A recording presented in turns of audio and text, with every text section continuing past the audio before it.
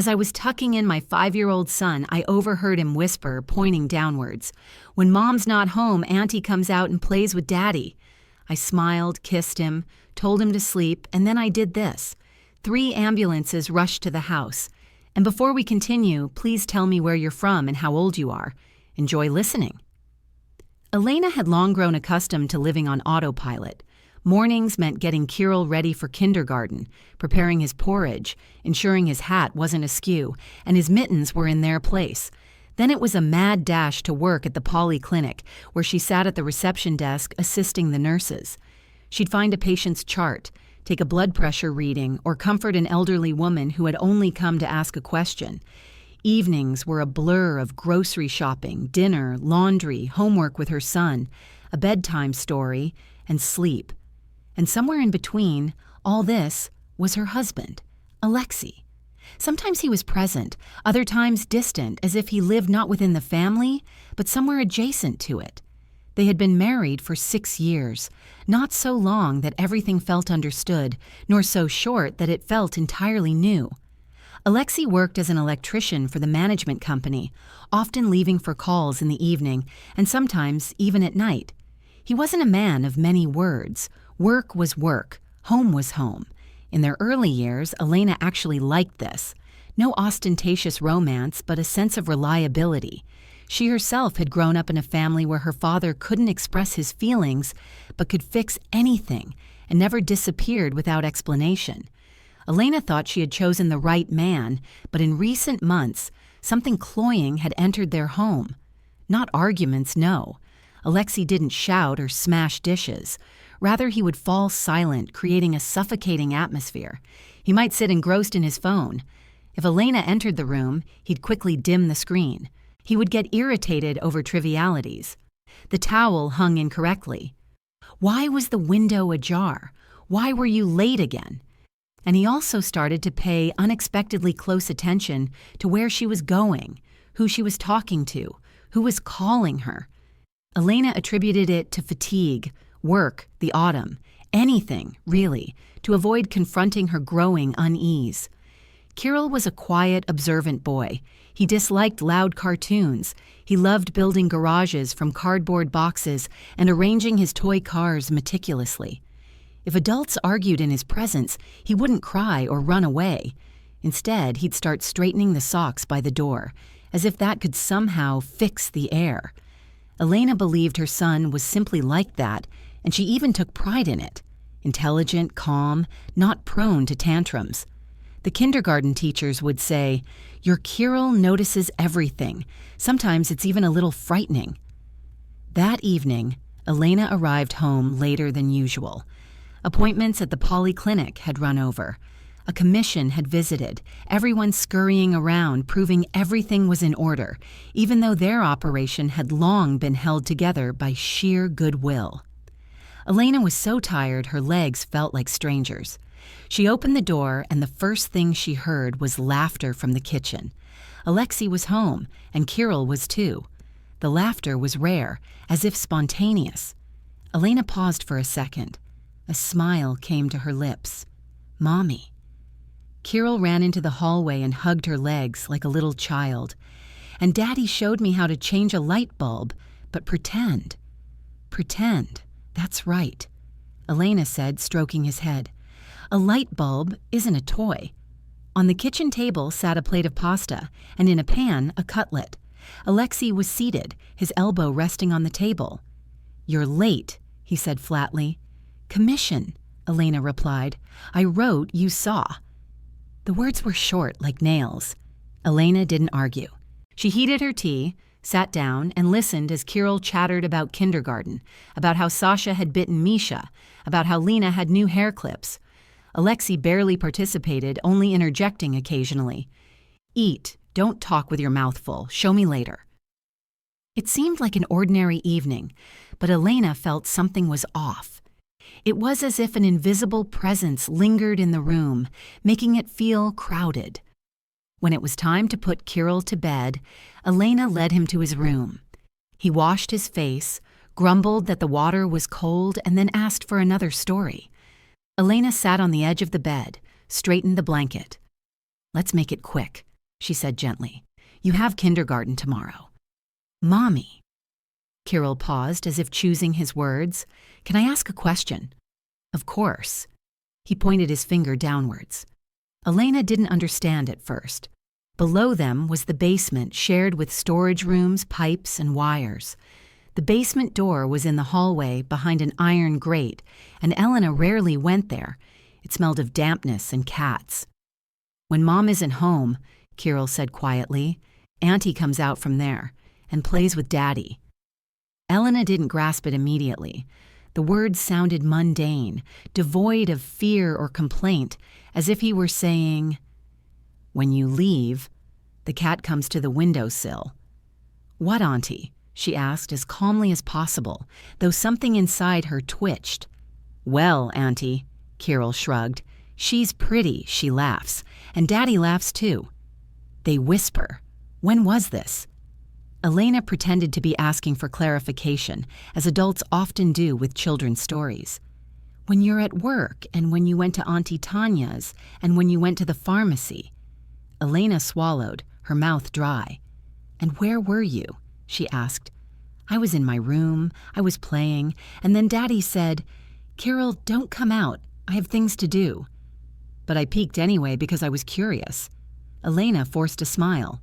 Or rather, she didn't smile, but arranged her features so her son wouldn't be frightened. Sweetie, perhaps you imagined it. Auntie might have come for a visit. Daddy's an electrician. People sometimes visit him. No, Mommy, she didn't come for a visit. She's like in the movies. Kirill said it with such seriousness that a chill ran down Elena's spine, but she still leaned down, kissed her son on the forehead, and tucked him in. Sleep. You can tell me more tomorrow if you remember. Mommy, Kirill's eyes were already closing. Just don't leave first.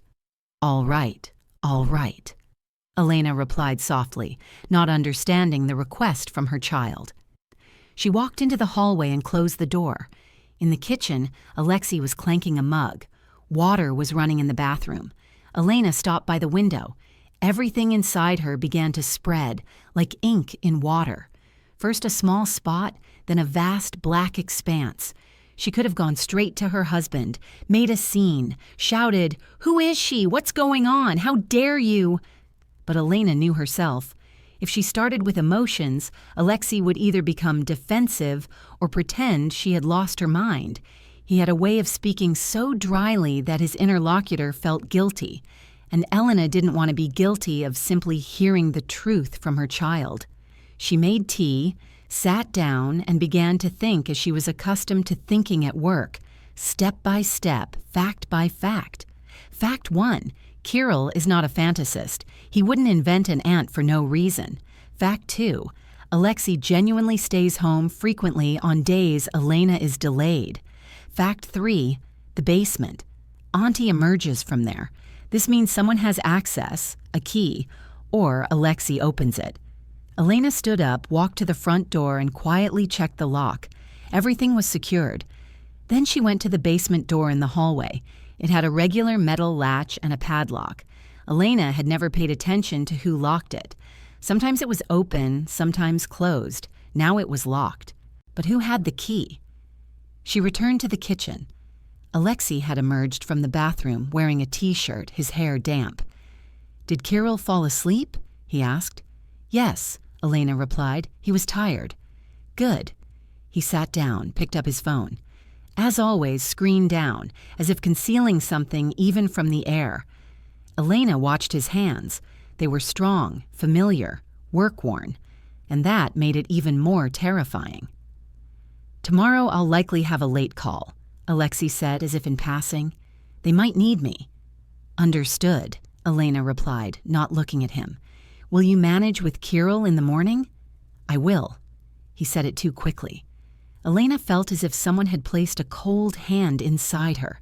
She barely slept that night, lying there, listening to Alexei's breathing beside her. At some point, he turned over, as if checking if she was asleep. Elena closed her eyes and pretended to be asleep. She suddenly understood with great clarity. If she was mistaken, she would be ashamed later. But if she was right, it would be too late to be ashamed. In the morning, Elena woke up earlier, prepared breakfast as usual. Kirill ate his porridge, fiddled with his spoon, and watched his mother intently. "Do you remember what you said yesterday?"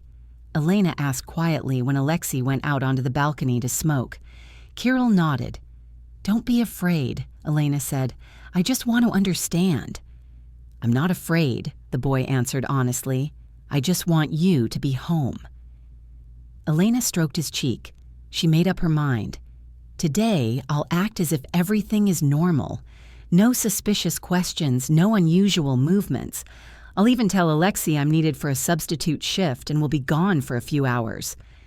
"Back in a flash," she said. "Don't miss me." Alexei nodded, but his eyes flickered as if he had anticipated this. Elena dressed, grabbed her bag. Kirill stood in the hallway watching. "Stay in your room, okay?" Alexei told his son, "and don't turn the cartoons up too loud." Elena left the house. Outside, it was gray and damp, smelling of wet asphalt. She walked to the corner of the block, lingered as if she had truly left, and then returned, entering through a second entrance that faced the courtyard. The hallway was empty. The television could be heard faintly from inside. Quiet. So Kirill had turned on cartoons. Elena froze by her own door. Elena entered. The hallway was dark. She took off her shoes to avoid making noise. Alexei's voice, quiet and strained, emanated from the kitchen. He wasn't on the phone. He was speaking to someone inside the house. Elena moved towards the hallway and saw that the basement door was ajar. The padlock hung to the side, as if it had been removed and forgotten. Dampness wafted through the gap, but mixed with the dampness was another smell. Sweet, unfamiliar. Definitely not from the basement. Elena felt her legs turn to jelly. She took a breath and went down. The stairs to the basement were narrow, concrete, with a metal railing. A light bulb flickered. Elena descended cautiously. Voices could be heard from below, a man's and a woman's. The woman laughed quietly, as if afraid to laugh loudly. Then she said something about the house smelling. Alexei replied sharply, "Quiet." Elena reached the bottom step and stopped around the corner. She could see a portion of the basement, several storage closets, pipes, old furniture, some boxes, and light emanating from one of the closets where their old skis and jars used to be. The door to the closet was slightly ajar. Someone was moving inside. Elena heard the woman say, "Are you sure she left?" "She left," Alexei replied. "I saw her. Let's hurry." Elena closed her eyes for a second. She wanted to turn around and go back upstairs. Just leave. Pretend none of this had happened. But she remembered Kirill. "Don't come out first." And she took a step forward. In the closet, there was a mattress. On it, a blanket. In the corner, an electric heater. On a shelf, plastic cups, water, some baby food packaging, and a woman, young, indeed beautiful, not with a glossy magazine beauty, but a well-groomed appearance. She was wearing a sports sweatshirt, her hair pulled back, light makeup on her face, and next to her, a bag. Alexei stood with his back to the door, holding a box. He turned first, saw Elena, and turned so pale as if he had been struck. "You," he breathed out. "You're—" The woman also turned. Her smile vanished, her eyes widened. Elena stood silently. She didn't shout, didn't cry. Her face was calm, like someone witnessing a terrible scene, but understanding that if hysterics began, things would only worsen.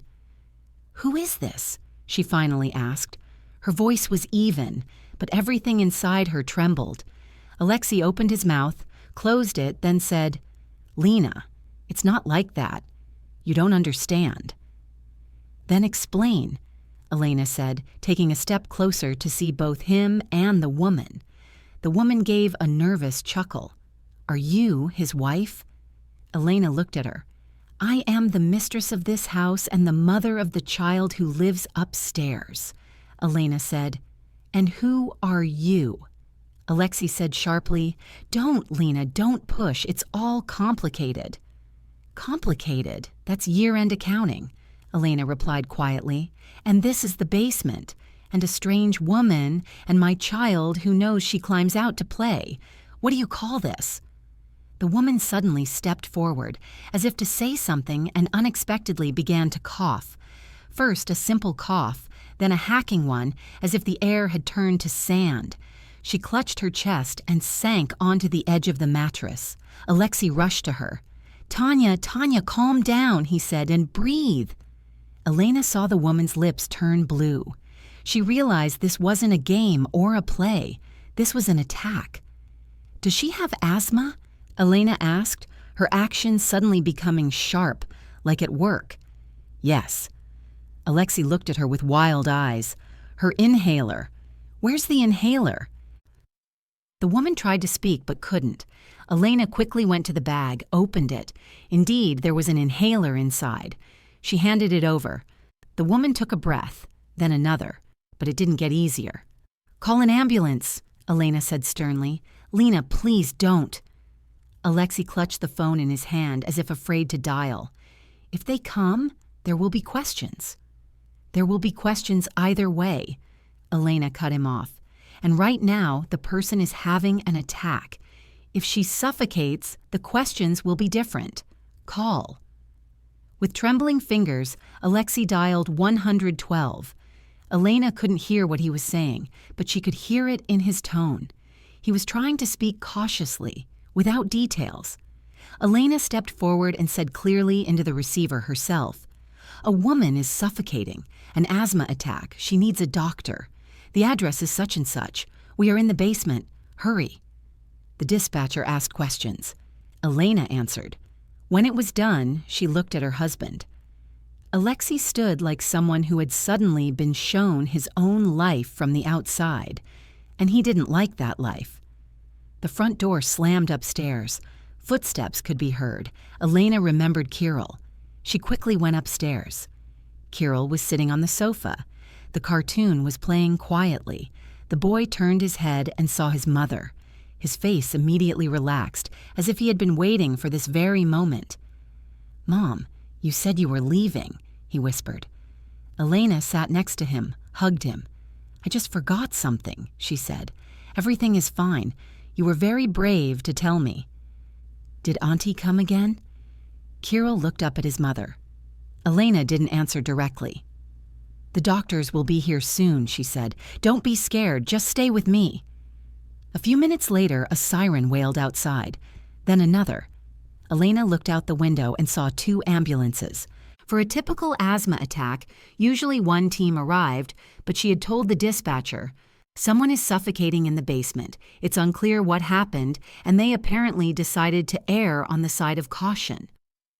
A couple of minutes later, another car arrived, the 3rd. Elena didn't immediately understand why. The doorbell rang.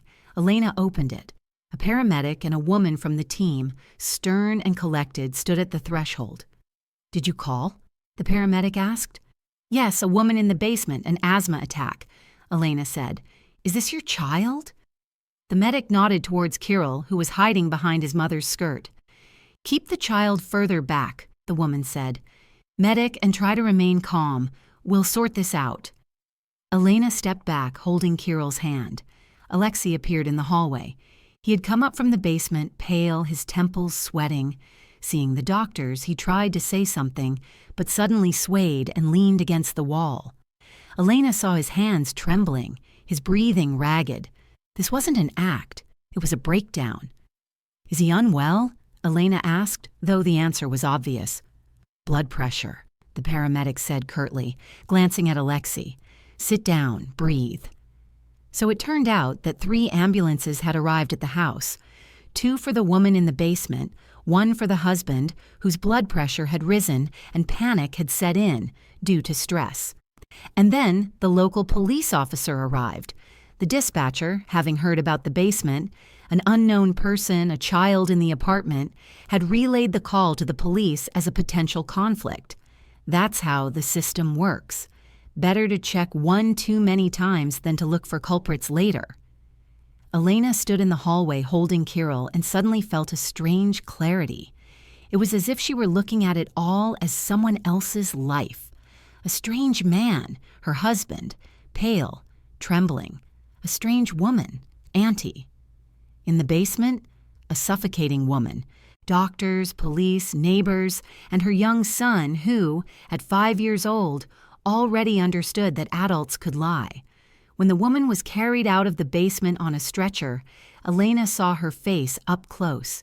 Tanya looked at her not with defiance, not with challenge, but with something resembling a plea. And Elena suddenly understood. This Tanya wasn't just a mistress. She was more like someone who had found herself in someone else's game, and now also didn't know how to get out. But this didn't negate the main point. A strange woman was being hidden in Elena's house, and her child was being forced to remain silent. The police officer spoke dryly, asking, "Who is she? Why is she here? Does she have documents? Who let her in?" Alexei fumbled, trying to answer evasively. Elena heard his voice and understood that if she hadn't returned today, all of this would have continued for a week, a month, a year, as long as it took for Auntie to become a permanent fixture in their home. When everyone had been taken away, Tanya to the hospital, Alexei was also offered transport, but he refused, saying, "I'm staying home." Elena closed the door and sank into a chair. Kirill sat beside her, leaning against her. "Mom, am I bad?"